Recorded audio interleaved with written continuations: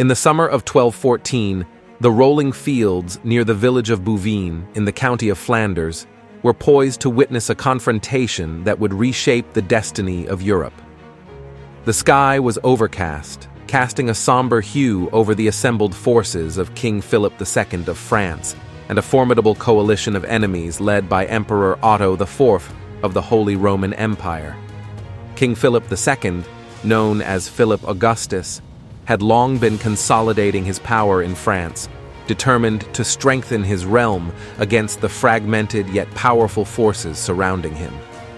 His adversaries, seeking to curb his ambitions, had formed an alliance. Among them were Emperor Otto IV, Count Ferrand of Flanders, and King John of England.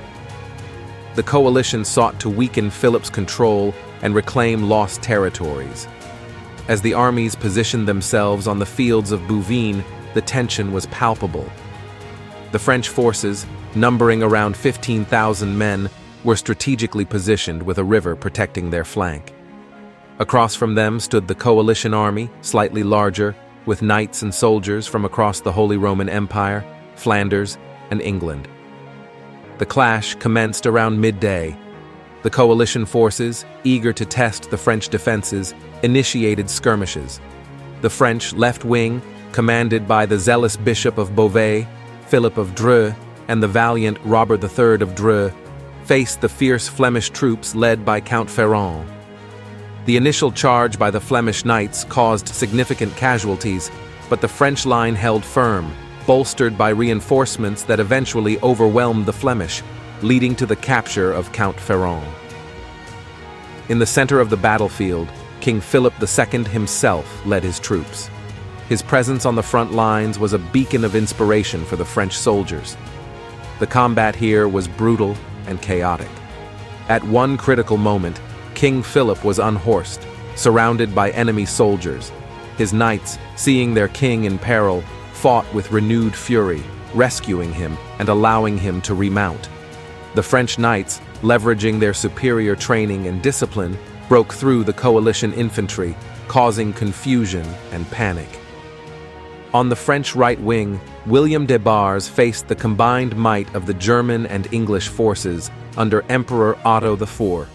Otto, a towering figure on a powerful warhorse, led several charges but failed to penetrate the French lines. The combat was fierce, with knights clashing in a deadly dance of steel. William de Bars and his knights, fighting valiantly, managed to gain the upper hand. The death of Otto's standard-bearer marked a turning point. Seeing their leader's banner fall, the coalition troops began to falter. The capture of key coalition leaders, including Count Ferrand, was a devastating blow. The coalition's morale crumbled, and Emperor Otto IV, narrowly escaping capture, retreated from the battlefield. The once formidable coalition army collapsed into disarray, pursued by the victorious French forces.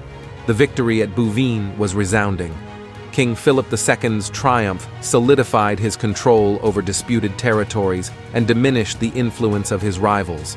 The French forces captured many high-ranking coalition members, including William Longsword, the Earl of Salisbury, who fought valiantly but was ultimately overwhelmed by the superior French forces.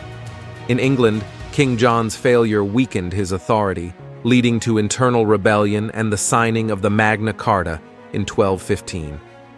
This historic document, forced upon John by his barons, laid the foundation for constitutional governance in England, limiting the powers of the king and establishing certain legal rights. Otto IV's defeat diminished his power, eventually leading to his deposition and the rise of Frederick II.